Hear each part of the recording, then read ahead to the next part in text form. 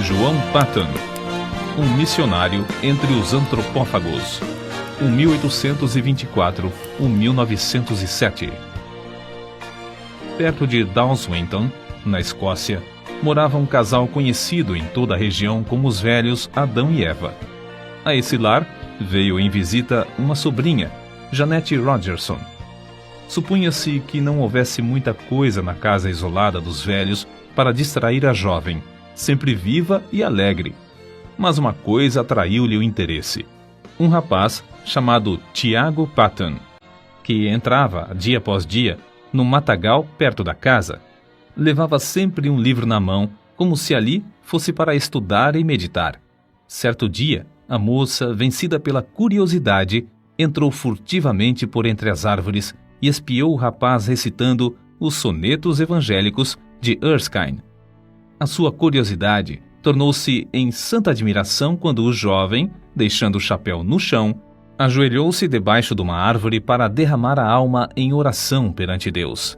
Ela, espírito de brincalhona, avançou e pendurou o chapéu em um galho que estava próximo. Em seguida, escondeu-se onde podia, sem ser vista, para presenciar o rapaz perplexo a procurar o chapéu. No dia seguinte, a cena se repetiu. Mas o coração da moça comoveu-se ao ver a perturbação do rapaz, imóvel por alguns minutos com o chapéu na mão.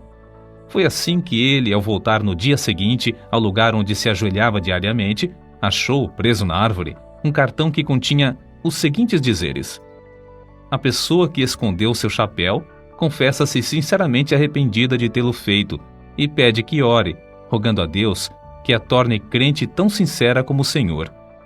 O jovem fitou por algum tempo o cartão, esquecendo-se completamente naquele dia dos sonetos. Por fim, tirou o cartão da árvore. No momento em que se reprovava e a sua estupidez por não saber que fora um ser humano quem escondera o chapéu 2 vezes, viu passar por entre as árvores, na frente da casa do velho Adão, uma moça, balde na mão, cantando um hino escocês. Naquele instante, o moço sabia, por instinto divino, que a visita angélica que invadira seu retiro de oração fora a gentil e hábil sobrinha dos velhos Adão e Eva. Tiago Patton ainda não conhecia Jeanette Rogerson, mas ouvira falar nas suas extraordinárias qualificações intelectuais e espirituais. É provável que Tiago Patton começasse a orar pela jovem, mas num sentido diferente daquele que ela pedira. De qualquer forma, a moça furtara não somente o chapéu do rapaz, mas também o seu leal coração. Um furto que resultou, por fim, no casamento dos dois.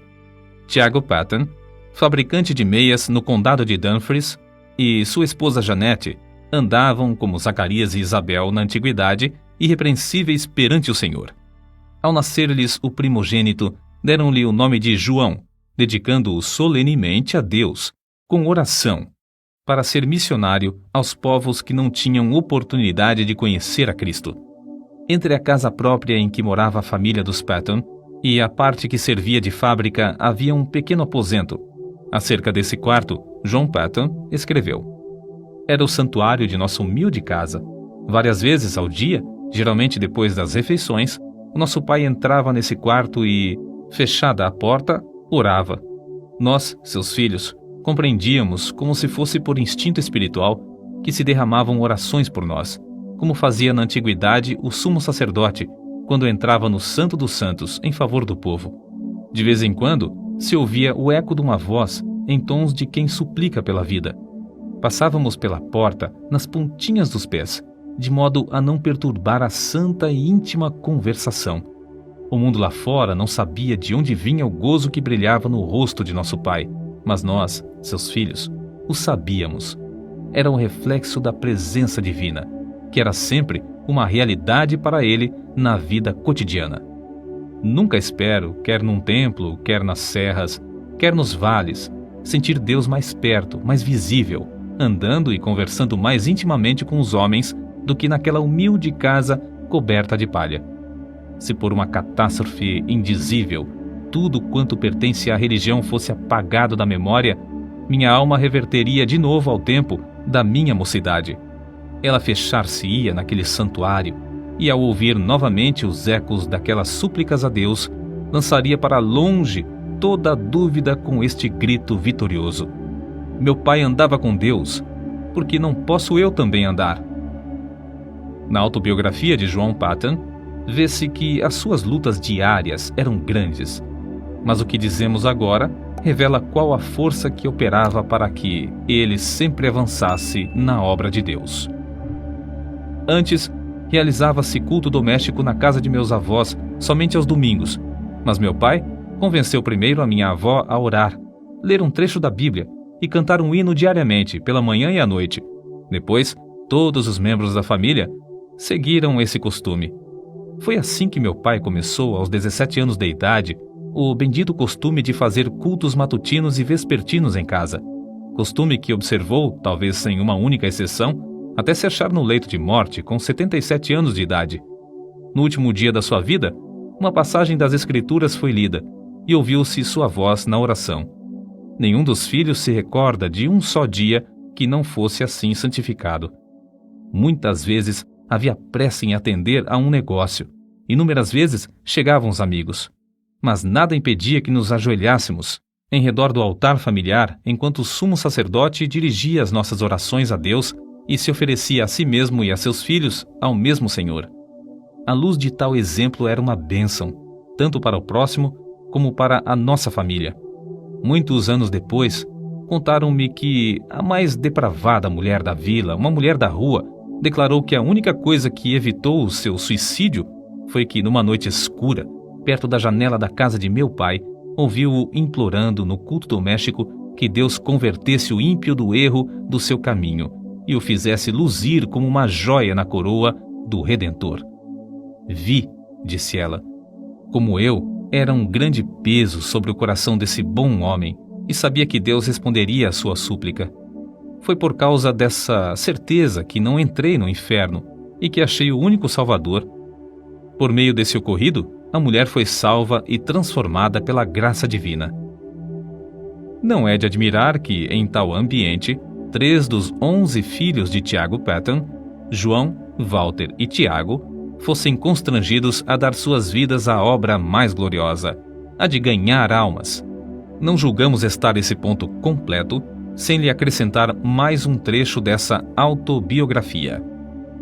Até que ponto fui impressionado nesse tempo pelas orações de meu pai, não posso dizer. Nem ninguém pode compreender. Quando de joelhos e todos nós ajoelhados em redor dele no culto doméstico, ele derramava toda a sua alma em oração com lágrimas. Não só por todas as necessidades pessoais e domésticas, mas também pela conversão da parte do mundo onde não havia pregadores para servirem a Jesus. Sentíamos-nos na presença do Salvador vivo e chegamos a conhecê-lo e amá-lo como nosso amigo divino. Ao levantarmos-nos da oração, eu costumava olhar para a luz do rosto do meu pai e cobiçava o mesmo espírito. Anelava, em resposta às suas orações, a oportunidade de me preparar e sair, levando o bendito Evangelho a uma parte do mundo então sem missionários. Acerca da disciplina do lar, eis o que ele escreveu.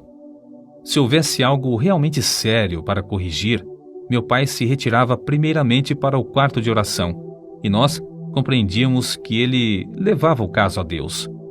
Essa era a parte mais severa do castigo, para mim. Eu estava pronto a encarar qualquer penalidade, mas o que ele fazia penetrava na minha consciência como uma mensagem de Deus. Amávamos ainda mais o nosso pai ao ver o quanto tinha de sofrer para nos castigar, e de fato tinha muito pouco a nos castigar, pois dirigia a todos nós, 11 filhos, muito mais pelo amor do que pelo temor. Por fim, chegou o dia em que João tinha de deixar o lar paterno. Sem o dinheiro para a passagem e com tudo o que possuía, inclusive uma Bíblia embrulhada num lenço, saiu a pé para trabalhar e estudar em Glasgow. O pai o acompanhou até uma distância de 9 quilômetros. No último quilômetro, antes de se separarem um do outro, os dois caminhavam sem poder falar uma só palavra, mas o filho sabia, pelo movimento dos lábios do pai, que este orava em seu coração por ele. Chegando ao lugar combinado onde se separariam, o pai balbuciou: Deus te abençoe, meu filho. O Deus de teu pai te prospere e te guarde de todo mal." Depois de se abraçarem, o filho saiu correndo enquanto o pai, em pé no meio da estrada, imóvel, com o chapéu na mão e lágrimas correndo pelas faces, continuava a orar em seu coração. Alguns anos depois, o filho testificou de que essa cena, gravada na sua alma, o estimulava como um fogo inextinguível a não desapontar o pai no que esperava dele, seu filho, que seguisse o seu bendito exemplo de andar com Deus. Durante os 3 anos de estudos em Glasgow, apesar de trabalhar com as próprias mãos para se sustentar, John Paton, no gozo do Espírito Santo, fez uma grande obra na seara do Senhor. Contudo, soava-lhe constantemente aos ouvidos o clamor dos selvagens nas ilhas do Pacífico, e isso foi, antes de tudo, o assunto que ocupava as suas meditações e orações diárias. Havia outros para continuar a obra que fazia em Glasgow, mas quem desejava levar o evangelho a esses pobres bárbaros? Ao declarar sua resolução de trabalhar entre os canibais das Novas Hébridas, quase todos os membros da sua igreja se opuseram à sua saída. Um muito estimado irmão assim se exprimiu: "Entre os antropófagos, será comido por eles." A isso, John Paton respondeu: "O irmão é muito mais velho que eu, breve será sepultado e comido por vermes. Declaro ao irmão que, se eu conseguir viver e morrer servindo ao Senhor Jesus e honrando o seu nome, não me importarei ser comido por antropófagos ou por vermes. No grande dia da ressurreição, o meu corpo se levantará tão belo como o seu, na semelhança do Redentor ressuscitado." De fato, as Novas Hébridas haviam sido batizadas com sangue de mártires. Os 2 missionários, William e Harris, enviados para evangelizar essas ilhas, poucos anos antes desse tempo, foram mortos a cacetadas, e seus cadáveres cozidos e comidos. Os pobres selvagens não sabiam que assassinavam seus amigos mais fiéis. Assim, os crentes em todos os lugares, ao receberem as notícias do martírio dos 2, oraram com lágrimas por esses povos. E Deus ouviu as súplicas, chamando, entre outros, a John Paton. Mas a oposição à sua saída era tal que ele resolveu escrever a seus pais e, pela resposta, veio a saber que eles o haviam dedicado para tal serviço no dia do seu nascimento. Desde esse momento, John Paton não mais duvidou da vontade de Deus e assentou no seu coração gastar a vida servindo aos indígenas das ilhas do Pacífico. O nosso herói conta muitas coisas de interesse acerca da longa viagem à vela para as Novas Hébridas. Quase no fim da viagem, quebrou-se o mastro do navio. As águas os levavam lentamente para Tana, uma ilha de antropófagos onde a bagagem teria sido saqueada e todos a bordo cozidos. Contudo, Deus ouviu suas súplicas e os fizeram alcançar uma outra ilha. Alguns meses depois, foram à mesma ilha de Tana, onde conseguiram comprar o terreno dos silvícolas e edificar uma casa. Comove o coração ler que construíram a casa sobre os mesmos alicerces lançados pelo missionário Turner 15 anos antes, o qual teve de fugir da ilha para escapar de ser morto e comido pelos selvagens. Acerca da sua primeira impressão sobre o povo, Paton escreveu: "Fui levado ao maior desespero. Ao vê-los na sua nudez e miséria, senti tanto horror como compaixão. Eu tinha deixado a obra entre os amados irmãos em Glasgow, obra em que sentia muito gozo, para dedicar-me a criaturas tão degeneradas. Perguntei-me a mim mesmo: é possível ensiná-las a distinguir entre o bem e o mal e levá-las a Cristo ou mesmo a civilizá-las? Mas tudo isso eram apenas sentimentos passageiros. Logo senti um desejo tão profundo de levá-los ao conhecimento e amor de Jesus como jamais sentira quando trabalhava em Glasgow. Antes de completar a casa em que o casal Paton iria morar, houve uma batalha entre 2 tribos. As mulheres e crianças fugiram para a praia, onde conversavam e riam ruidosamente, como se seus pais e irmãos estivessem ocupados em algum trabalho pacífico. Mas, enquanto os selvagens gritavam e se empenhavam em conflitos sangrentos, os missionários entregavam-se à oração por eles. Os cadáveres dos mortos foram levados pelos vencedores a uma fonte de água fervente, onde foram cozidos e comidos. À noite ainda se ouvia pranto e gritos prolongados nas vilas em redor. Os missionários foram informados de que um guerreiro, ferido na batalha, acabara de morrer em casa. A sua viúva foi estrangulada imediatamente, conforme o costume, para que o seu espírito acompanhasse o do marido e lhe continuasse a servir de escrava. Os missionários, então, nesse ambiente da mais repugnante superstição, da mais baixa crueldade e da mais flagrante imoralidade, esforçavam-se para aprender a usar todas as palavras possíveis desse povo que não conhecia a escrita. Anelavam falar de Jesus e do amor de Deus a esses seres que adoravam árvores, pedras, fontes, riachos, insetos, espíritos dos homens falecidos, relíquias de cabelos e unhas, astros, vulcões, etc. A esposa de Patton era uma ajudadora esforçada e, dentro de poucas semanas, reuniu 8 mulheres da ilha a quem instruía diariamente. 3 meses depois da chegada dos missionários à ilha, a esposa de Patton faleceu de malária e 1 mês depois, o filhinho também morreu. Quem pode avaliar as saudades de Patton durante os anos que trabalhou sem ajudadora em Tana? Apesar de quase haver morrido também da mesma enfermidade, de os crentes insistirem para que voltasse à sua terra e de os indígenas fazerem plano após plano de matá-lo, esse herói permaneceu orando e trabalhando fielmente no posto onde Deus o colocara. Um templo foi construído e um bom número se congregava para ouvir a mensagem divina. Patton não somente conseguiu reduzir a língua dos tanianos à forma escrita, mas também traduziu uma parte das escrituras, a qual imprimiu apesar de não conhecer a arte tipográfica. Acerca da gloriosa façanha de imprimir o livro em taniano, assim escreveu: Confesso que gritei de alegria quando a primeira folha saiu do prelo, tendo todas as páginas na ordem própria. Era 1h da madrugada, eu era o único homem branco na ilha, e havia horas em que todos os nativos dormiam. Contudo, atirei ao ar o chapéu e dancei como um menino por algum tempo ao redor do prelo. Terei eu perdido a razão? Não devia, como missionário, estar de joelhos louvando a Deus por mais esta prova de sua graça? Crede, amigos, o meu culto foi tão sincero como o de Davi, quando dançou diante da arca do seu Deus. Não deveis pensar que, depois de pronta a primeira página, eu não me tivesse ajoelhado pedindo ao Todo-Poderoso que propagasse a luz e a alegria do seu santo livro nos corações entenebrecidos dos habitantes daquela terra inculta. Depois de Patton haver passado 3 anos em Tana, o casal de missionários que vivia na ilha vizinha, Erromanga, foi martirizado barbaramente a machadadas em pleno dia. Ao completar 4 anos de estada em Tana, o ódio dos indígenas dessa ilha chegou ao auge. Diversas tribos combinaram matar o indefeso missionário e findar, assim, com a religião do Deus de amor em toda a ilha.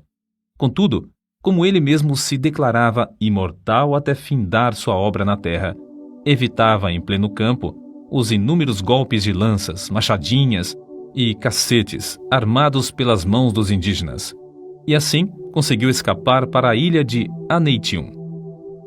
Planejou então ocupar-se na obra de tradução do resto dos evangelhos na língua taniana, enquanto esperava a oportunidade de voltar a Tana.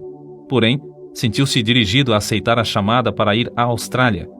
Em poucos meses, animou as igrejas ali a comprarem um navio à vela para servir aos missionários. Despertou-as também a contribuírem liberalmente e a enviarem mais missionários a evangelizar todas as ilhas. Acerca da sua viagem à Escócia, depois de alguns anos nas Novas Hébridas, ele escreveu: Fui de trem a Dumfries e lá achei condução para o querido lar paterno, onde fui acolhido com muitas lágrimas. Havia somente 5 curtíssimos anos que saíra desse santuário com a minha jovem esposa, e agora, ai de mim! Mãe e filhinho jazem no túmulo, em Tana, nos braços um do outro, até o dia da ressurreição. Não foi com menos gozo, apesar de sentir-me angustiado, que, poucos dias depois, encontrei-me com os pais da minha querida falecida esposa. Antes de deixar a Escócia para a nova viagem, Patton casou-se com a irmã de outro missionário. Chamada por Deus a trabalhar entre os povos mergulhados nas trevas das Novas Hébridas, Ela serviu como fiel companheira de seu marido por muitos anos. Meu último ato na Escócia foi ajoelhar-me no lar paterno durante o culto doméstico, enquanto meu venerando pai, como sacerdote, de cabelos brancos, nos entregava uma vez mais aos cuidados e proteção de Deus, Senhor das famílias de Israel. Eu tinha por certo, quando nos levantamos da oração e nos despedimos uns dos outros, que não nos encontraríamos com eles antes do dia da ressurreição. Porém, ele e minha querida mãe, com corações alegres, nos ofertaram de novo ao Senhor para o serviço entre os silvícolas. Mais tarde, meu querido irmão me escreveu que a espada que traspassara a alma da minha mãe era demasiado aguda e que, depois da nossa saída, ela jazeu por muito tempo como morta nos braços de meu pai. Prestes a regressar às ilhas, Patton foi constrangido pelo voto de todos os missionários a não voltar a Tanna, mas abrir a obra na vizinha ilha de Aniwa. Dessa forma, tinha de aprender outra língua e começar tudo de novo. Na tarefa de preparar o terreno para a construção da casa em seu novo habitat, Patton ajuntou 2 cestos de ossos humanos de vítimas comidas pelo povo da ilha. Quando essas pobres criaturas começavam a usar um pedacinho de chita ou um saiote, era sinal exterior de uma transformação, apesar de estarem longe da civilização. E quando começavam a olhar para cima e a orar àquele a quem chamavam de Pai, nosso Pai, meu coração se derretia em lágrimas de gozo, e sei, por certo, que havia um coração divino nos céus que se regozijava também. Contudo, como em Tanna, Patton considerava-se imortal até completar a obra que lhe fora designada por Deus. Inúmeras vezes evitou a morte agarrando a arma levantada pelos selvagens contra ele, a fim de o matarem. Tempos depois, a força das trevas unidas contra o evangelho em Aniwa cedeu. Isso data do tempo em que cavou um poço na ilha. Para os indígenas, a água de coco para satisfazer a sede era suficiente, porque se banhavam no mar e usavam pouco a água para cozinhar, e nenhuma para lavar a roupa. Mas para os missionários, a falta de água doce era o maior sacrifício. Por isso, Patton resolveu cavar um poço. No início, os indígenas auxiliavam-no na obra, apesar de considerarem o plano do deus de Misi dar chuva de baixo uma concepção nada lúcida. Mas depois, amedrontados pela profundeza da cavidade, deixaram o missionário a cavar sozinho, dia após dia, enquanto contemplavam de longe, dizendo uns aos outros: quem jamais ouviu falar em chuva que vem de baixo? Pobre Misi, coitado. Quando o missionário insistia em dizer que o abastecimento de água em muitos países vinha de poços, eles respondiam: é assim que se dá com os doidos. Ninguém pode desviá-los de suas ideias loucas. Depois de longos dias de labor enfadonho, Patton alcançou terra úmida. Confiava em Deus para obter água doce, em resposta às suas orações. Contudo, nessa altura, ao meditar sobre o efeito que causaria entre o povo o fato de encontrar água salgada, sentia-se quase que tomado de horror. Sentia-me, escreveu ele, tão comovido que fiquei molhado de suor e tremia-me todo o corpo, quando a água começou a borbulhar de baixo e a encher o poço. Tomei um pouco de água na mão, levei-a à boca para prová-la. Era água potável, era a água viva do poço de Jeová. Os chefes indígenas, com seus homens, a tudo assistiam. Era uma repetição em escala reduzida do episódio em que os israelitas rodearam Moisés quando ele fez água sair da rocha. O missionário, depois de passar algum tempo louvando a Deus, ficou mais calmo, desceu novamente, encheu um jarro da chuva que Deus Jeová lhe dava pelo poço e entregou ao chefe. Este sacudiu o jarro para ver se realmente havia água dentro. Então, tomou um pouco na mão e, não satisfeito com isso, levou à boca um pouco mais. Depois de revolver os olhos de alegria, bebeu-a e rompeu em gritos: chuva! Chuva! É chuva mesmo! Mas como a arranjou? Patton respondeu: foi Jeová, meu Deus, quem a deu da sua terra, em resposta ao nosso labor e orações. Olhai e vede por vós mesmos como borbulha a terra. Não havia um homem entre eles que tivesse coragem de chegar perto da boca do poço. Então, formaram uma fila comprida e, segurando-se uns aos outros pelas mãos, avançaram até que o homem da frente pudesse olhar para dentro do poço. A seguir, o que tinha olhado passava para a retaguarda, deixando o segundo olhar para a chuva de Jeová, muito embaixo. Depois de todos olharem um por um, o chefe dirigiu-se a Patton e disse: Missy, a obra de seu Deus Jeová é admirável, é maravilhosa. Nenhum dos deuses de Aniwa jamais nos abençoou tão maravilhosamente. Mas, Missy, ele continuará para sempre a dar chuva por essa forma ou acontecerá como a chuva das nuvens? O missionário explicou, para gozo indizível de todos, que essa bênção era permanente e para todos os aniwanianos. Durante os anos que se seguiram, os nativos experimentaram cavar poços em 6 ou 7 dos lugares mais prováveis, perto de várias vilas. Todas as vezes que o fizeram, ou encontraram pederneira, ou o poço dava água salgada. Diziam entre si: sabemos cavar, mas não sabemos orar como Missy, e, portanto, Jeová não nos dá chuva de baixo. Num domingo, depois que Patton alcançou a água do poço, o chefe Namakei convocou o povo da ilha.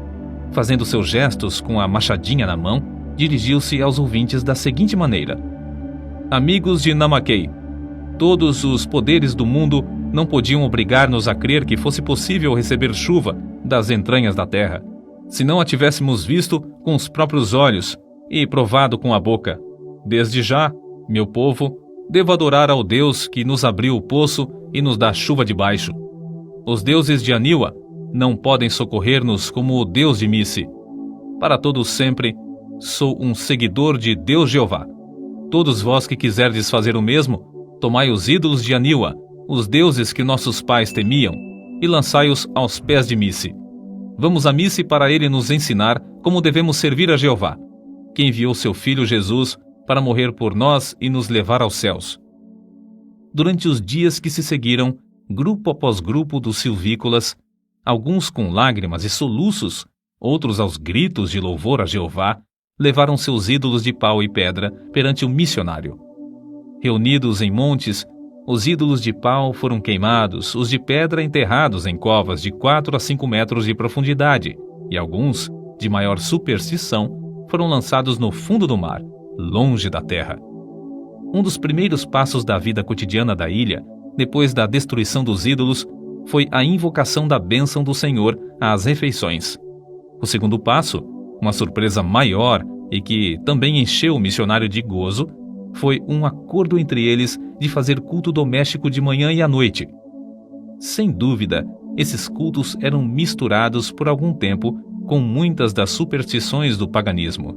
Mas Patton traduziu as escrituras, imprimiu-as na língua aniwaniana e ensinou o povo a lê-las. A transformação do povo da ilha foi uma das maravilhas dos tempos modernos. Como arde o coração ao ouvir acerca da ternura que o missionário sentia para com esses amados filhos na fé, e do carinho com que esses, outrora cruéis selvagens que comiam carne humana, mostravam para com o missionário. Que o nosso coração arda também para ver a mesma transformação dos milhares de indígenas no interior de nosso querido Brasil.